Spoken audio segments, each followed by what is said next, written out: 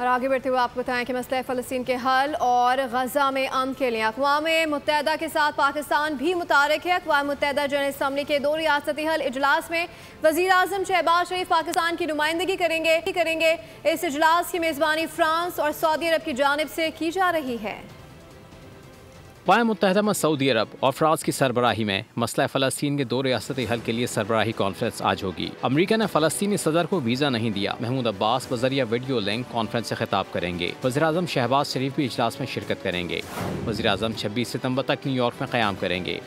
इजलास में कश्मीरियों और फ़लस्तीनियों की हक़ खुदरादियत का देरीना मुतालबा दोहराया जाएगा। जनरल असम्बली में दहशतगर्दी, माहौलियाती तब्दीली और इस्लामोफोबिया जैसे आलमी चैलेंजेस पर पाकिस्तान का मौक़िफ़ भी पेश किया जाएगा। तर्जुमान दफ्तर ख़ारजा के मुताबिक वज़ीर आज़म इजलास के दौरान आला सतह की तक़रीबात और ख़ुसूसी इजलासों में भी शिरकत करेंगे।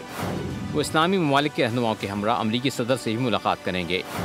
शहबाज शरीफ की आलमी रहनुमाओं और अक़वाम मुत्तहिदा के हुक्काम से 2 तरफ़ा मुलाकातें भी तय हैं। सब्सक्राइब करें और बेल दबाएं ताकि कोई खबर रह न जाए।